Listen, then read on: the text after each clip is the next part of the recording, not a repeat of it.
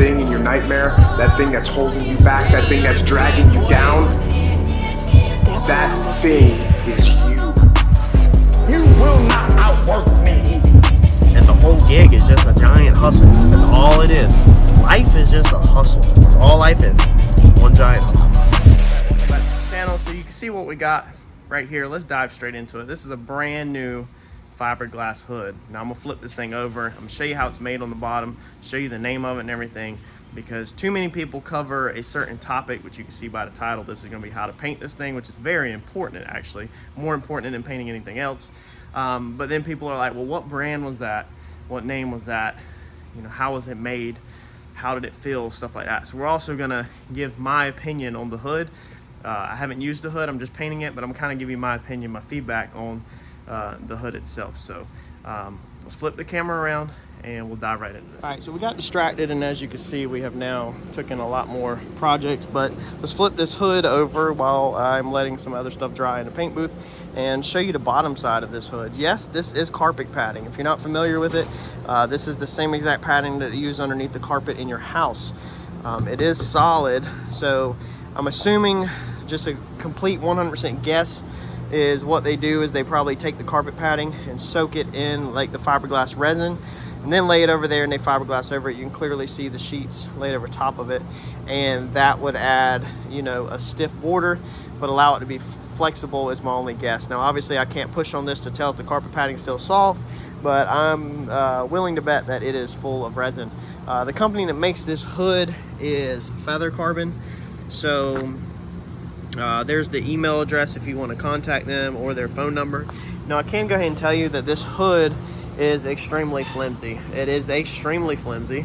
It is the most flimsiest hood I have ever touched or seen in my life. I mean, I haven't been around race cars my whole life, but this thing is just crazy flimsy, like ridiculous.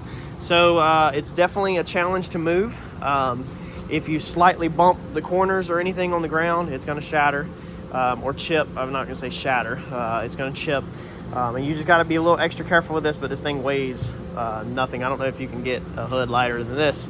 Now what we're working on is I have already rounded the edges. I'm going to finish rounding these out a little bit more for him, but I have rounded these edges off to get rid of that sharp point because it's so easy to bust and crack. So we've took all the edges and round them off. Now as soon as you touch these edges, I'm going to show you how I do this last edge, because as soon as you touch the edge, it's gone like that, because there's nothing to the hood.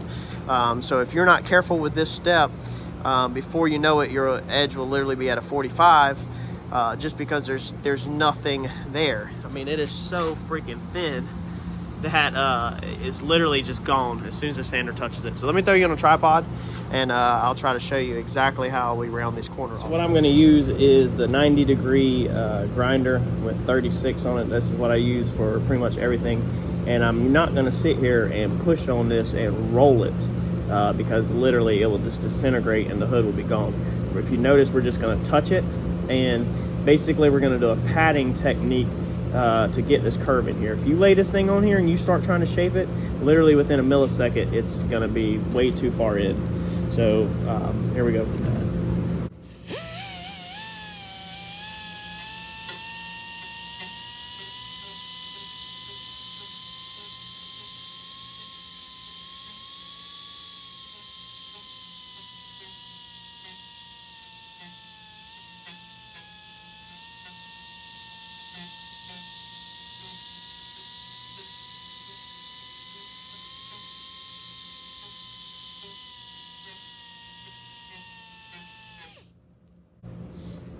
That's literally how fast this stuff just shapes. So you see, when we come here, we now have a round edge, and it's not a point. It matches all the other stuff. You're gonna have to be very careful with this stuff because it will just be gone before you even know it, and all the money you spent.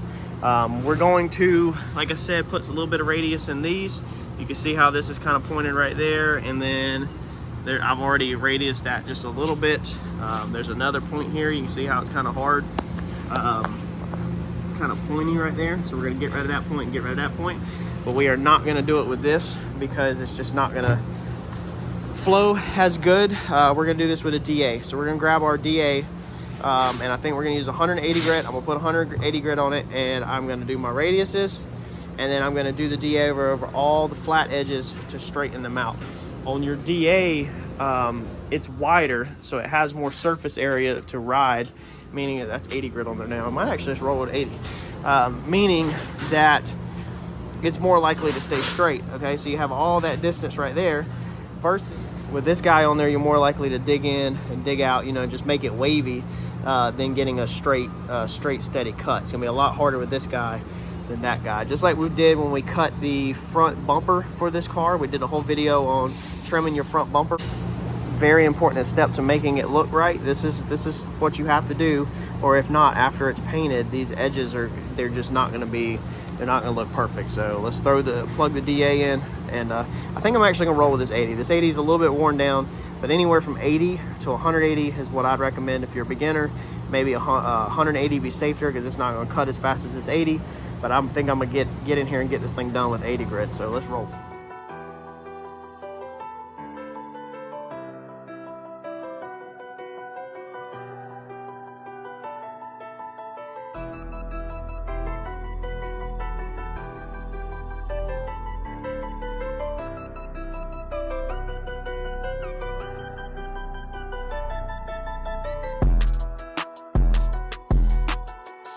All right, now there's a couple things I want to show you before we flip this hood. Number one, we did take the sander and sand where our Zeus went through, so it had some little stragglers, the fiberglass sticking out. So we went ahead and sanded that off, so they're not just loose. It don't really matter, but we just cleaned it up.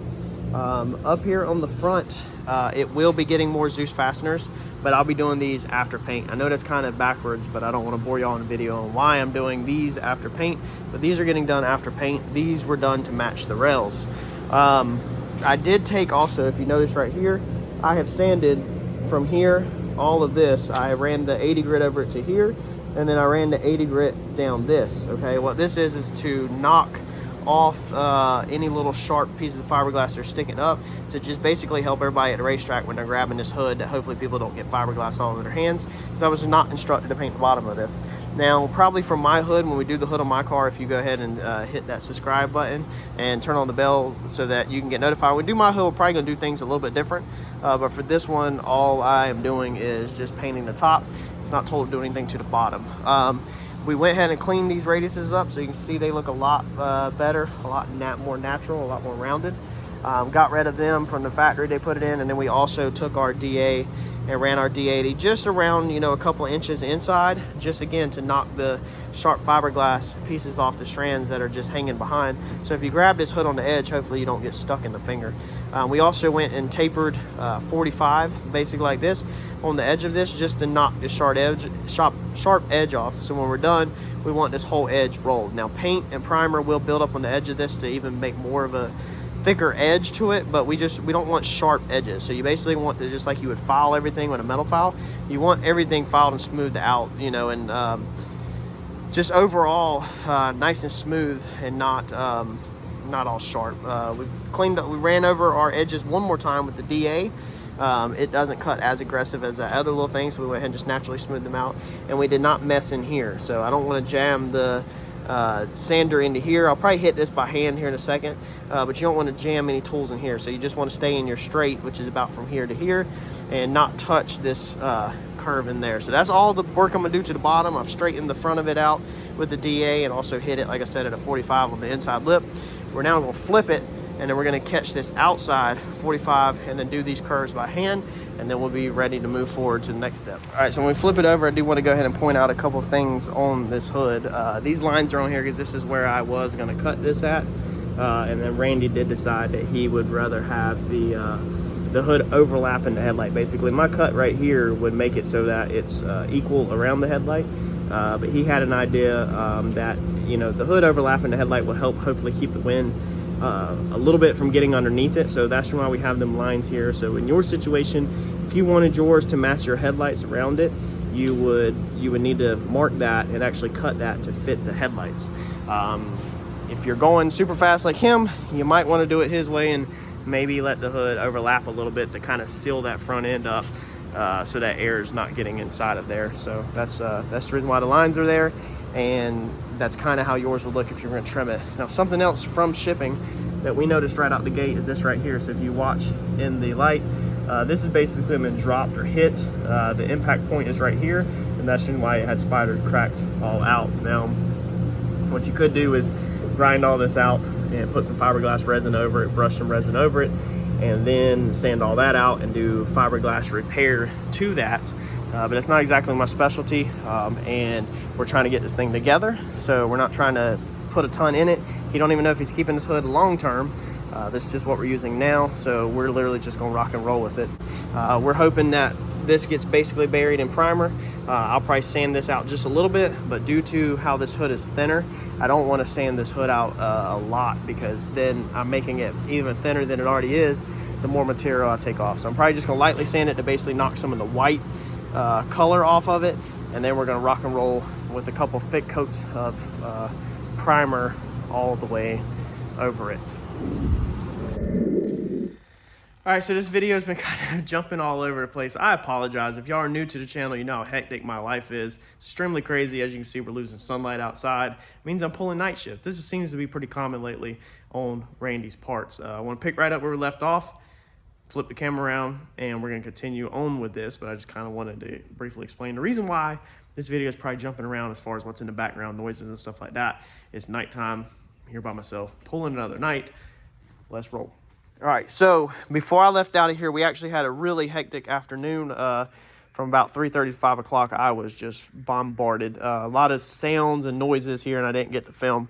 What I have done is where we're at right now is, like I just said, we took 180 grit, or I took 180 grit, and you can see I have sanded this area out right here. So you can see where this is all dull, okay, and it's not glossy, right? That's where our crack was that I just showed you. So that's where all of our cracks were. Besides that, I have not touched anything else. We did our rounding of our corners. We took the DA around everything and kind of smoothed all this out. Straightened our lines out as best as we could with our DA. And then we took Scotch-Brite with soap and water. So if you're new to the channel, this is what we use. That's for washing the car. There's our Scotch-Brite and soap and water. So we have just a 5-gallon bucket. This is pretty basic. In this bucket, you'll put Dawn dish soap, okay? This is a degreaser, and then you're gonna use a burgundy Scotch pad. You can also use gray. A gray scuff pad is finer than a burgundy scuff pad. So a burgundy scuff pad is a lot more coarse. That's pretty much what I use on everything. And then you're just gonna have clean water, and you're just gonna take that and you're gonna scuff everything down. Yes, I'm in flip-flops. It's nighttime. I consider this vacation. So I'm on vacation, y'all. You can scuff everything down with your burgundy Scotch pad. So this is what your scuff pads will look like brand new. If you're going to the parts store, Vance Auto Parts, O'Reilly's, whatever, you're looking for scuff pads like this, okay? They're just big squares. That's what they look like. Okay, you can also search for these on Amazon or eBay. I normally tear them in half and only use a half at a time. You'll just look up burgundy scuff pad, should pull it up, or burgundy Scotch-Brite. You know, them keywords should pull it up on Amazon, eBay, or anything like that. So this hood is to the point where it is ready for primer. Now tonight I'm gonna try to prime this. I'm gonna try to prime this boat motor cover. I'm gonna try to plastic repair and film on that bumper, and then hit that bumper too. So I got some stuff to do before we shoot primer on this, but we're gonna shoot primer on this in a second for y'all. This part right here is very, very important. So you need to understand that when a fiberglass part is made, that it goes inside of a mold. If you're not familiar with how fiberglass parts are made, they go inside of a mold, and it has to be a release agent put on it to get the mold to actually pop out so it don't stick to it. Just like if you're baking something, you know, and it sticks to the baking sheet or the pan or whatever, you got to put something on there, butter in cooking cases, so that the item will release from the thing that's baking it. Okay, so the hood will be in a mold, and then it needs a release agent to let it go. The problem is the release agent is not your friend. The release agent actually hates you as a painter, and it will cause you big, big problems. So when you get a brand new hood, this is the one thing that you do not need to miss or misunderstand, is that you have got to get all of that release agent off of there. Meaning that, you know, your first step is going to be your Dawn dish soap, soap and water, scuffing it really good. Hopefully that's going to cut it all off. You could use a degreaser if you want to add to it. I'm confident with my Dawn dish soap and water. And then the second thing is, before we prime this, we're going to wipe it down, prime or paint. We're going to wipe it down with a wax and grease remover really good to make sure we have all that stuff off. Now you can actually feel on the bottom side of this hood when you're grabbing this hood that it is almost sticky. It has a slight stickiness to it. That's going to be the release agent. That's how fresh this part is, pretty much. It's never been painted or prepped or anything like that. So people handling that, even if there is none left on the top because they have gel coated or whatever the process is that somebody may comment underneath this video, okay, there can still be release agents that come from underside of the hood to the top from handling it. So just because somebody might tell you that there's nothing on the top, that you're good to go, you don't need to take that chance. You have got to clean this thing good, or you run into a chance of contamination. If you run into contamination in your paint, there's ways to work around that. I don't know if we're going to have contamination or not. Sometimes even if you clean it really good, you can still get contamination. It's just part of it. Contamination will look like little fish eyes, basically like little craters in your paint or your primer whenever you go do it, and then you know you got contaminations, and then you kind of have to stop, let it dry, sand it, or you use a fish eye eliminator, which I can show you that real fast just in case. And you know, you move on from there, and you fix the contamination problem, you keep on rolling. We're hoping to hit this right the first time, but I just wanted to explain that real fast, the importance and how it works and how you may have contamination in your product. So I'm gonna move on to my other products, and then here in a second for you, you're gonna see this thing in the booth, and we're gonna get primer on this thing and see how it turns out. If you were to run into contamination, or you wanna play it safe, let's see here, that is Catalyst. Here's the fisheye eliminator I use. So MX194, you can search this on probably Amazon, eBay, part store, paint store. It's a PPG product. This is fisheye eliminator. So if you want to go ahead and have some of this on standby, this is a very good product to have around just in case. And this could save your butt in a pinch and make it so that you do not have to repaint all over again. So if you're painting and you get the fish eyes and you get the craters, they're gonna look like little tiny craters. Then what you're gonna do is you're gonna put a little bit of this, maybe a cap full. You're gonna put a little bit of this inside your paint gun with your product. You're gonna stir it up good, and then you're gonna go back and shoot it a little bit more over this. This is gonna help stop the fish eyes. If you're still getting them, maybe up this to a little bit more on your next coat, or you know, a little bit more, get a little more aggressive with how much you use of this. I would start out with about a capful. There's no science to measuring this, so you don't need to worry about how many ounces and all that stuff. You could probably find that information somewhere, the technical side of it. But for me, I literally just pour it in there. Sometimes I pour a lot in if I have it really bad. And then over the next couple of coats, this will react with the fish eyes basically and make them go away. So this can save yourself from having to stop, let the product dry, then resand it. Hopefully you get it clean, and then respray it by having this on standby, ready to roll. So maybe go ahead and order up some right now. That way you got it. So the product that we're going to shoot on this hood is going to be a Vitek TEK 600. This is a urethane primer. Now this one is a DTM, which is direct to metal. That's what I bought last time because they were out of the other stuff. This means that this will just go over if you have a hood or a fender that has a little cut through, you know, where the paint sanded off and you have a little bit of metal. This primer is made for that, where it can go directly to the metal, but it's not made to coat like a whole tube chassis with. Then you would need your etching primer that we have went over in other videos, including the race car videos. But this is what I grabbed last time. This is what we're using. This is going to mix a 4-to-1, 4 parts primer, 1 part hardener, and it has the numbers and everything on the side. So I'm gonna pour this up, get it in my cup, and we're gonna go shoot some filler primer on Randy's hood, so we actually have something to block and sand. All right, now what I'm using to wipe this hood down with is going to be a wax or grease remover. Here is the part number 36700. It's made by Vitek. You can use any wax and grease remover as long as wax and grease remover. If you don't have wax and grease remover, you can use rubbing alcohol from the parts or the dollar store or Food Lion or grocery store or whatever you got. So normally I do this holding this in my hand, but being I'm holding the camera with one hand, I got to do it one-handed. I'm gonna put it in the towel and I'm literally just gonna wipe it really good. Now technically you're supposed to kind of wipe on, wipe off. So you should have a clean towel in your other hand. That way you're kind of lifting the grime off with the clean towel, and keep flipping your clean towel around. Wipe on with one towel that has the wax and grease remover in it, and then wipe it off before it flashes off. With the other one, to lift it is the way I was taught, but Sadly, I keep it honest on this channel. That's never how I do it, y'all. I literally just pretty much do it like this. But it makes sense because now you're kind of just smearing contaminants all over the place. But my theory is that the waxing grease remover is killing the contaminants and that they're actually sticking in my towel. Now you need to use a special paper towel. This is not a shop towel. I'll actually show you what this is here in 1 second. And make sure that it is a lint-free towel.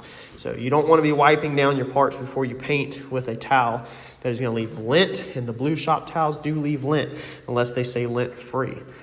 So make sure you get a lint-free towel, and I will show you exactly the ones I'm using in case you are ordering online and you want to find this yourself. All right, let's go show you. The ones that I'm using is going to be this Vitek 43125 Refinishing All Prep Wiper. So this is a prep towel.